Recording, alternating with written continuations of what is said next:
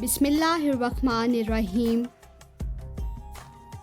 اس کے بعد آپ کے چچا زاد بھائی حضرت علی رضی تعالیٰ عنہ بھی مسلمان ہو گئے۔ حضرت علی رضی تعالیٰ عنہ کی عمر اس وقت صرف 10 سال تھی۔ اس طرح آپ کے خادم زید بن حارثہ اور قریبی دوست حضرت ابو بکر صدیق نے بھی اسلام قبول کر لیا۔ اپنے عزیز و اقارب اور بعض معزز لوگوں تک خاموشی سے اسلام کی دعوت پہنچانے کا یہ سلسلہ 3 سال تک جاری رہا، جس کے نتیجے میں 40 کے قریب لوگ دائرہ اسلام میں داخل ہو گئے۔ 3 سال کے بعد اللہ تعالیٰ کے حکم پر رحمت دو جہاں مقصد کے لیے آپ صلی اللہ علیہ وآلہ وسلم مکہ شہر کے قریب صفا پہاڑ پر تشریف لے گئے اور لوگوں کو پکارا، یا صباحا یا صباحا۔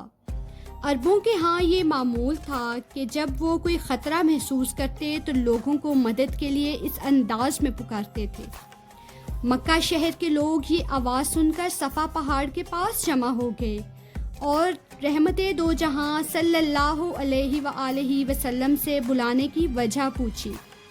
آپ نے لوگوں سے مخاطب ہو کر فرمایا، اگر میں آپ سے یہ کہوں کہ اس پہاڑ کی دوسری جانب دشمن کی فوج حملے کے لیے تیار کھڑی ہے تو کیا تم میری اس بات کو سچ مان لو گے؟ یہ سن کر سب لوگوں نے ایک ساتھ کہا کہ ہم اس بات کو سچ مان لیں گے، کیونکہ آپ صلی اللہ علیہ وآلہ وسلم نے کبھی جھوٹ نہیں بولا۔ یہ سن کر رحمت دو جہاں صلی اللہ علیہ وآلہ وسلم نے لوگوں کو بلایا اور ان سے فرمایا، خبردار ہو جاؤ، میں تمہیں ایک عذاب سے ڈرا رہا ہوں جو بہت جلد آنے والا ہے۔ ورقہ بن نوفل نے جس خدشے کا اظہار کیا تھا اس کا آغاز ہو گیا۔ رحمت دو جہاں صلی اللہ علیہ وآلہ وسلم کی بات سن کر آپ کا چچا ابو لہب سخت ناراض تھا۔ اس نے آپ صلی اللہ علیہ وآلہ وسلم کو برا بھلا کہا اور سخت غصے میں کہا، تیرا ستیہ ناس ہو، کیا تم نے ہمیں اس مقصد کے لیے بلایا تھا؟ ابو لہب ناراض ہو کر دوسرے لوگوں کو اپنے ساتھ لے کر رحمت دو جہاں صلی اللہ علیہ وآلہ وسلم کو بھلا کہتا برا بھلا کہتا ہوا چلا گیا۔ معمولی سی بات پر ورقہ بن نوفل کی بات سچ ثابت نہیں ہوتی۔ ابو لہب اور دوسرے لوگوں نے سخت لہجے میں باتیں کرنے کے علاوہ تو کچھ نہیں کیا۔ ساگو نے کہا، میں نے ابھی آپ لوگوں کو بتایا ہے کہ صفا پہاڑ والا واقعہ ورقہ بن نوفل کے خدشات کا آغاز تھا، اختتام نہیں تھا۔ عبداللہ نے وضاحت کی۔ پھر کیا ہوا؟ تاکو نے بے چینی سے پہلو بدلتے ہوئے پوچھا۔ صفا پہاڑ والے واقعے کے بعد اللہ تعالیٰ کے پیغام کو ایک ایک آدمی تک پہنچانے کے لیے رحمت دو جہاں صلی اللہ علیہ وآلہ وسلم مکہ شہر کی گلیوں اور بازاروں میں کھڑے ہو کر تقریریں کرنے لگے، لوگوں کو بری باتیں چھوڑ کر اچھے کاموں کی طرف بلانے لگے۔ آپ یہ سب کچھ اہل مکہ کی خیر خواہی اور بھلائی کے لیے کر رہے تھے، انہیں دوزخ کی آگ سے بچانے اور نعمتوں بھری جنت کی طرف لے جانے کی کوشش کر رہے تھے، لیکن معاملہ اس کے الٹ ہوا۔ مکہ کے لوگ آپ کے دشمن بن گئے اور آپ کو اس کام سے روکنے کی کوشش کرنے لگے۔ مکہ کے بااثر سرداروں نے اسی پر بس نہیں کی، بلکہ وہ لوگ جو رحمت دو جہاں صلی اللہ علیہ وآلہ وسلم کی باتیں سن کر مسلمان ہو گئے تھے، ان کے بھی سخت خلاف ہو گئے۔ لیکن اس کا الٹا اثر یہ ہوا کہ تمام تر سختیوں اور مخالفتوں کے باوجود اسلام قبول کرنے والوں میں آہستہ آہستہ اضافہ ہونے لگا۔ یہ دیکھ کر مکہ کے سردار رحمت دو جہاں صلی اللہ علیہ وآلہ وسلم کے دل و جان سے دشمن بن گئے۔ ان کا جی چاہتا تھا کہ وہ آپ کو قتل ہی کر دیں، لیکن وہ آپ کے بہت وسیع اور بااثر خاندان سے ڈرتے تھے۔ کفار مکہ نے سوچا کہ آپ کے چچا ابو طالب نے اسلام قبول نہیں کیا، اس لیے انہیں کہا جائے کہ وہ اپنے بھتیجے کو نیا مذہب پیش کرنے سے منع کرے۔ یہ سوچ کر مکہ شہر کے تمام بڑے بڑے سردار آپ کے چچا ابو طالب کی خدمت میں حاضر ہو کر کہنے لگے، ابو طالب، آپ کے بھتیجے نے ہمارے بتوں کو برا بھلا کہا ہے، ہمارے دین کو حقیر قرار دیا ہے، ہماری عقلوں کو حماقت زدہ کہا ہے اور ہمارے باپ دادا کو گمراہ قرار دیا ہے۔ لہٰذا یا تو آپ انہیں اس سے روک دیں یا ہمارے اور ان کے درمیان سے ہٹ جائیں، کیونکہ آپ بھی ہماری ہی طرح ان سے مختلف دین پر ہیں، ہم خود ان سے نبٹ لیں گے۔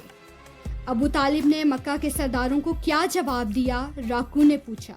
ابو طالب نے ان کے جواب میں نرم بات کہی، رازدارانہ لب و لہجہ اختیار کیا۔ کیا مکہ کے سردار ابو طالب کے جواب سے مطمئن ہو گئے اور انہوں نے محمد صلی اللہ علیہ وآلہ وسلم کے خلاف محاذ آرائی ختم کر دی؟ یہ سوال تاکو نے پوچھا تھا۔ قریشی سردار جن میں ابو لہب، ابو جہل، امیہ بن خلف، عاص بن وائل پیش تھے، یہ لوگ رحمت دو جہاں صلی اللہ علیہ وآلہ وسلم کو تو نقصان نہ پہنچا سکے، البتہ ان کا سارا غصہ بیچارے غریب مسلمانوں پر اترنے لگا۔ ان غریب مسلمانوں میں حضرت بلال، عمار بن یاسر، ان کے والد اور والدہ کو سرداران مکہ نے بہت تنگ کیا، ظلم و ستم کی انتہا کر دی۔ حضرت بلال رضی اللہ عنہ کو مکے کے بہت ہی ظالم سردار امیہ بن خلف کے غلام تھے۔ اسلام قبول کرنے کی وجہ سے امیہ بن خلف حضرت بلال رضی اللہ عنہ کو سخت دھوپ میں گرم ریت پر لٹا دیتا، کبھی پیروں میں رسی باندھ کر آوارہ لڑکوں کے حوالے کر دیتا جو انہیں تپتی ریت اور گلیوں میں گھسیٹتے پھرتے۔ امیہ بن خلف ان سے کہتا، جب تک تم محمد صلی اللہ علیہ وآلہ وسلم کا دین نہیں چھوڑو گے، اس وقت تمہیں سخت سے سخت سزا دیتا رہوں گا۔ یا بلال رضی اللہ عنہ نے ان سختیوں اور مصیبتوں کے بعد محمد صلی اللہ علیہ وآلہ وسلم کا دین چھوڑ دیا؟ راکو نے افسوس بھرے لہجے میں پوچھا۔ نہیں، ایسا نہیں ہوا۔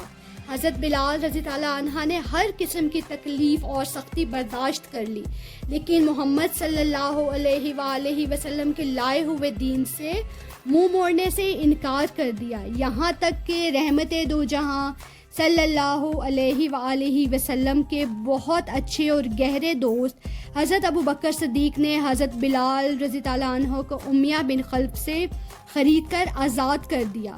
عبداللہ نے جواب دیا۔ عمار بن یاسر اور ان کی والد اور والدہ کے ساتھ کیا ہوا؟ باکو نے پوچھا۔ حضرت عمار بن یاسر، ان کی والد اور حضرت یاسر بن عامر اور والدہ حضرت سمیہ بن خبطاب مکے کے قبیلے بنو مخزوم کے سردار ابو حذیفہ کے غلام تھے۔ ابو حذیفہ نے انہیں آزاد کر دیا۔ ابو حذیفہ کی وفات کے کچھ عرصے بعد رحمت دو جہاں صلی اللہ علیہ وآلہ وسلم نے لوگوں کو اسلام کی طرف بلانا شروع کیا تو حضرت یاسر، حضرت سمیہ اور حضرت عمار بن یاسر رضی اللہ عنہ نے اسلام قبول کر لیا۔ ابو حذیفہ کے وارثوں کو جب ان تینوں کے متعلق پتہ چلا تو انہوں نے محمد صلی اللہ علیہ وآلہ وسلم کا دین اپنا لیا ہے تو انہوں نے ان پر ظلم و ستم کی انتہا کر دی۔